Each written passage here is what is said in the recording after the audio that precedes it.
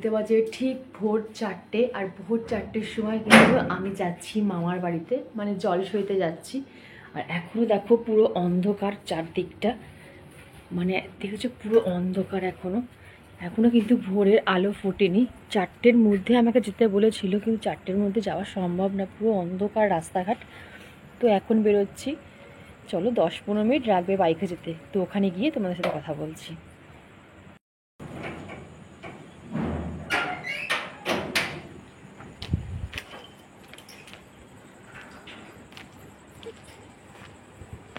Good morning everyone, welcome to my channel. আমি শর্মিষ্ঠা। তো বন্ধুরা, তোমরা জানোই যে আমার ভাইয়ের বিয়ে চলছে, তো সেই জন্য এদিক ওদিক করতেই হচ্ছে। তাই জন্য সংসারের কাজ আমি কিছুই তোমাদের সাথে শেয়ার করতে পারছি না তেমন করে, কারণ খুব তাড়াতাড়ি আমাকে সংসারের কাজগুলো, মানে ঘরের যে বাসি যে কাজ ফাজ কমপ্লিট করে চলে যেতে হচ্ছে মামার বাড়িতে। তো সেই পথেই যাচ্ছি, আর দেখো রাস্তাঘাট পুরো শুনশান, মানে এখন ভাবতে পারছো 4:05-10 বাজে। আর আমার বাড়ির থেকে মামা বাড়িতে বাইকের ডিস্টেন্স খুব জোর 15 মিনিটের রাস্তা। আর আগে আমি যাব বাপের বাড়িতে, বাপের বাড়ির থেকে আমি আমার বোনকে তুলবো, কারণ বোন বাপের বাড়ি চলে এসেছে, বোনকে নিয়ে তারপরে যাব মামা বাড়িতে। তো দেখো মামা বাড়িতে চলে এসেছি, আর এখানে দেখো মামি কিন্তু ভাইকে আশীর্বাদে করা হয়ে গেছে। তো এর মধ্যেই কিন্তু আমরা 4:30-এর মধ্যে কিন্তু আমরা বেরিয়ে গেছি। দেখো এখনও পুরোপুরি অন্ধকার। তো ওখানে ভাইকে যে চিড়ে দই তারপরে বাতাসা দিয়ে যেটা মাখা খাওয়ানো হয়, কি বলে দধিকর্মা, সেটা করা কমপ্লিট হয়ে গেছে। আর আমরা চলে এসেছি কিন্তু এখানে কি বলবো জলসইতে।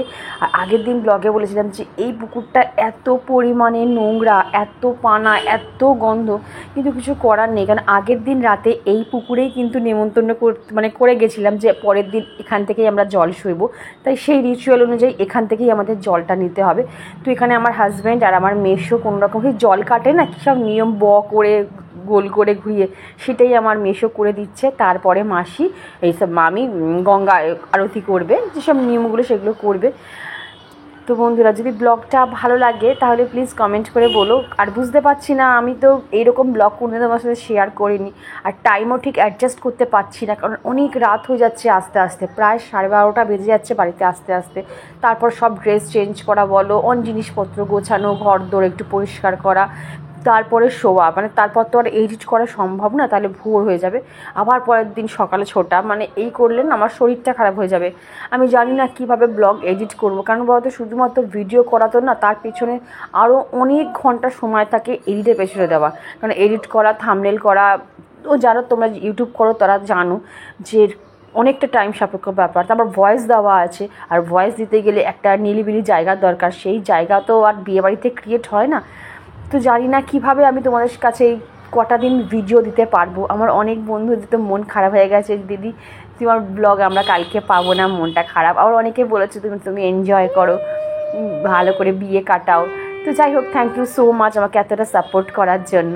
আবার তোমরা অনেকে বলেছো দিদি তুমি টিপ পরো, টিপ পরে তোমাকে খুব ভালো লাগে। অ্যাকচুয়ালি টিপটা কেন পরি না জানো, টিপটা পরলে না আমার এই কপালের র্যাশ উঠে যায় আঠাতে, ওই জন্য টিপটা ঠিকঠাক পরা হয় না। আর এখানে দেখো আমাদের ফটোশ্যুট চলছে, মানে আমার বোন ফটো তুলে দিচ্ছে, আর বলছে এই ছেলেগুলো কেন এসছে, ছেলেগুলো সব বাদ, মানে আমার হাজব্যান্ডকে আমার মেশোকে বলছে তোমরা সরে যাও, মেয়েদের ফটোশ্যুট হবে, তারপর ছেলেদের ফটোশ্যুট হবে।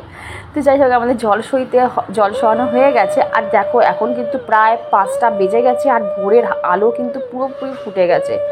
সকাল থেকে আমি ব্লগটা কবে সানডে করছি, সানডে এত পরিমাণে গরম ছিল না, যে সকাল থেকে পুরো ঘাম দরদর করে মানে ঝরে যাচ্ছে।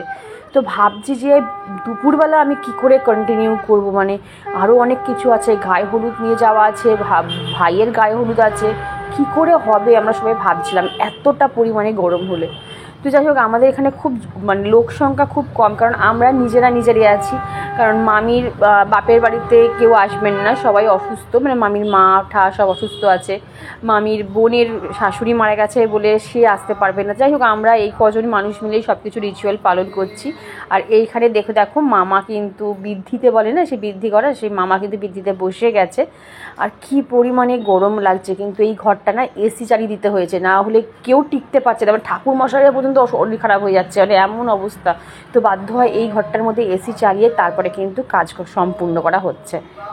বন্ধুরা জানি না আমি ব্লগটা আজকে তোমাদের দিতে পারবো কি না, কিন্তু বিশ্বাস করো কেমন যেন হয়, যদি আমি একদিন ব্লগ স্কিপ করি না, মনে হয় যে আমার অনেক বন্ধুরা হয়তো আমার ব্লগের জন্য অপেক্ষা করবে। ছোট্ট ব্লগ হলেও আমি তোমাদের সাথে শেয়ার করার চেষ্টা করছি, তো প্লিজ একটু মানিয়ে গুছিয়ে নিও। তাও সারাদিনের যেটুকু কাজ করেছি সেইটুকুই তোমাদের সাথে শেয়ার করার চেষ্টা করেছি, মানে বিয়ে বাড়িতে যেটুকু আমরা রিচুয়াল পালন করেছি বা যেরকম এনজয় করেছি সেইগুলো তোমাদের সাথে শেয়ার করছি। তো সব কিছু দেখো ব্লগের মাধ্যমে, তো আমি যা যা করি, মানে আমার সারাদিন যা যা করেছি তাই তোমাদের সাথে শেয়ার করি। তো আজকে যেহেতু ঘর বাড়ির কাজ নেই, রান্নাবান্নার কাজ নেই, আজকে শুধুমাত্র এই সব কাজের মধ্যেই নিজেকে ইনভলভ রেখেছি। তাই এইগুলোই আজকে তোমাদের সাথে শেয়ার করব। এইগুলো কেন 2-3 দিন মোটামুটি কাজের সাথে সাথে এইগুলোও শেয়ার হবে। আর এখানে দেখো আমাদের বলে না হলুদ কোটা, সেই হলুদ বাটাটা শুরু হয়ে গেছে। আর কি পরিমাণে হচ্ছে ছাদে যে কি পরিমাণে রোদ আর তেমন গরম, পা না পুড়ে যাচ্ছে, পা রাখতে পারছি না। আর বড় মাসির সব কাজ এভরিথিং কিন্তু আমার এই বড় মাসি করছে, কারণ অনেক কাজ আছে যেগুলো মারা করতে পারে না, তো একমাত্র সেগুলো বড় মাসি। আর বড় মাসির শরীর খুব খারাপ হয়ে গেছে, মানে এত শরীর হিট হয়ে গেছে যে মাসির নাক দিয়ে ব্লিডিং পড়া শুরু হয়ে গেছে। তা সত্ত্বেও মাসি থেমে থাকিনি, কন্টিনিউয়াসলি মাসি একা লড়ে গেছে পুরো বিয়েবাড়িতে। তো হ্যাটস অফ মাসিকে বলা যেতেই পারে, এত পরিমাণে মাসির মনের জোর যে বলছে না যতই যাই হয়ে যাক আমি বিয়েটা আগে উদ্ধার করি তারপরে। আর আমার দিদা দাদু কেউ নেই, বড় মাসি সবার বড়, তো সেই বড় মাসির সত্যিই দায়িত্বটা পালন করেছে, যে বড় কি বলবো বড় পিসি হিসাবে। আর দেখো এখানে আমাদের এবারে একটু ফটোশ্যুট চলছে, মানে মাসি, আমরা সব বোনেরা। আর আমার ছোটো মাসির মেয়ে, যার ছেলেটাকে দেখেছিলাম খুব দুষ্টু, সে আসতে পারেনি, কারণ অনেকটা দূরেও থাকে, তো ও বারবার এই গরমের মধ্যে ছেলেটাকে নিয়ে আসা সম্ভব না, ও আবার ইভিনিংয়ে আসবে। তো সকালে আমরা কিন্তু এই 4-5 জনই ছিলাম, এর বেশি কেউ ছিলাম না। তো এর মধ্যে যদি আমি না যেতাম তাহলে ভাবো কতটা পরিমাণে খারাপ হতো। তো ওই জন্য যতই শরীর খারাপ হোক, যতই গরম লাগুক, লু লাগুক, তাও কিন্তু। আর আমি না হলুদের সময় কোনো মানে চড়া কোনো শাড়ি পরতে পারিনি, মানে ধরো যে জামদানি ফামদানিগুলো যেগুলো হয় বা তাঁত ফাতানি পরতে পারিনি, এত পরিমাণে গরম লাগছে। প্লেন আমার কাছে হলুদের ওপর একটা হ্যান্ডলুম ছিল, হ্যান্ডলুমই বোধহয় বলে, আমি শাড়ি না ঠিকঠাক চিনি না, ওই হ্যান্ডলুম শাড়িটাই আমি পরেছিলাম ব্লাউজ দিয়ে। আর কিছু করার নেই, তোমরা তো বলে দিদি এই শাড়িটা কেন পরেছো, মানে কিছু করার নেই, এত পরিমাণে গরম লাগছে না। সেই পাতলা সফট নরম যে শাড়িগুলো হয়, আর এই শাড়িটা পরে এত নরম এত সফট যে আমার এতটুকু বিশ্বাস করো ঘাম হয়নি। আর ওখানে আমার দেখো আর একটা বোন হেসেই যাচ্ছে, ও সব সময় অল টাইম 32 ওর অল আউট থাকে, সব সময় হাসি খুশি থাকে। আর এখানে সব ক্যামেরাম্যানরা তো এ বলছে এদিকে তাকান, ও বলছে সেদিকে তাকান, মানে আমরা কোন দিকে যে তাকাবো, ওইদিকে আবার আমার বর আমাকে ভিডিও করে দিচ্ছে, আমার ভিডিও করার মানে আমার বন্ধুদের ভিডিও দেখানোর জন্য। তো যাই হোক, এ বলছে দিদি এদিকে তাকান, ও বলছে এদিকে তাকান। তো আমরা আবার একজন করে বোন এবার ভাইকে সব গায়ে হলুদ লাগিয়ে দেবো, কিন্তু এখন তো নিয়ম হচ্ছে পুরো হলুদ গায়ে লাগানো যাবে না, তাহলে মেকআপ না বসে না। তো ওই জন্য কী হচ্ছে, জাস্ট টাচ করা, মানে একটু দেখানোর জন্য, ফটোশ্যুটের জন্য একটু হলুদ নিয়ে গায়ে জাস্ট একটু টাচ করা, সেটাই আমরা করছিলাম। তো বন্ধুরা পুরো ভিডিওটা দেখতে থাকো আর এনজয় করতে থাকো। জানি না তোমাদের বারবার বলে ফেলছি ভিডিওটা ভালো লাগবে কিনা, কারণ কোনোদিনও আমি এরকম ভিডিও পুরোপুরি শেয়ার করিনি। হয়তো দেখিয়েছি বিয়েবাড়ি যাচ্ছি ঘরের কাজ, কিন্তু এটা যেহেতু একদম নিজের ভাইয়ের বিয়ে, নিজের কি মামা তো ভাই মানে নিজেরই ভাই, তার বিয়ে, তো এই জন্য ভাবছিলাম যে না পুরো জিনিসটা আমি মেমোরি মানে আমার পুরো ভিডিওটা আমার মোবাইলে ক্যাপচার থাকুক, যখনই মনে হবে বা দেখার মনে হবে তখন আমি খুলে খুলে দেখতে পারবো। তো সেই জন্যই এই ভিডিওটা করা। আর এটা আমার বোন, ও গায়ে হলুদ দিচ্ছে, এটা আমার আর একটা বোন, মানে আমরা 4 বোন, ঠিক আছে। আমার মানে মারা মিলিয়ে 3 বোন মিলিয়ে আমাদের 4টে বোন, মানে আমার বড় মাসির একটা মেয়ে, ছোটো মাসির একটা মেয়ে, আর আমরা হচ্ছে 2 বোন, তো 4 বোন। আর এখানে হচ্ছে মামার একটা মাত্র ছেলে। আর এই যে ছেলেটা আসছে এটা হচ্ছে আমার বড় মাসির ছেলে, মানে এটা হচ্ছে দিদি আর ওটা হচ্ছে ভাই, ঠিক আছে, সামনাসামনি যেটা। আর এই হচ্ছে সবচেয়ে ছোট আমার ভাই। আমার ছোটো মাসিরও একটা ছেলে আছে, ওরও বিয়ে হয়নি, আর 2 ভাইয়ের বিয়ে হলে কিন্তু কোর্স পুরো কমপ্লিট হয়ে যাবে। আর ওকে চেপে ধরেছি এবারে, ওকে ভাবছি এইবারে হলুদ মাখিয়ে পুরো ভূত করব, যাতে পরের বছর বিয়েটা হয়ে যায়। মানে ও খুব ভীষণ ভালো ছেলে, ও কিচ্ছু বলছে না, চুপচাপভাবে, দেখো আমি কীভাবে হলুদ মাখাচ্ছি, ওর চুপচাপভাবে হলুদ মেখে নিচ্ছে। তো যাই হোক, মানে নাও করছে না রাগও করছে না, খুব এনজয় করেছি বিশেষ করে অনেক দিন পর, মানে আচ্ছা এটা বলে দিই, এখানে আমাদের ফটোশ্যুট চলছে হাজব্যান্ড ওয়াইফ। ওয়াইফের কী বলবো, মানে এই যা হয় জানো তো। অনেক দিন পর হাজব্যান্ড ওয়াইফ ফটোশ্যুট করলাম, আর এখানে আমাদের বোনদের ফটোশ্যুট চলছে। অনেক দিন পর না আমরা একসাথে হতে পেরেছি, বললাম না কোনো অকেশন ছাড়া বিয়ে হয়ে যাবার পর একত্রিত হওয়াটা খুব টাফ। তো এখানে ভাইয়ের বিয়েতে প্রত্যেকে বোনরা ভাইরা আমরা একত্রিত হয়েছি, যেমন আমার মারা হয়েছে বোন ভাইরা একত্রিত, ঠিক তেমনি আমরা হয়েছি, আমরা বোন ভাইরা একত্রিত। খুব এনজয় করেছি বিশ্বাস করো। আর ভাবতেও পারিনি যে ভিডিও আমি করতে পারবো, তোমাদের সাথে শেয়ার করতে পারবো। বিশেষ করে তোমাদের সাথে শেয়ার করে না আমি আরও বেশি হ্যাপি হয়েছি যে আমি আমার সব বন্ধুদেরকে আমি সবাইকে দেখাতে পেরেছি।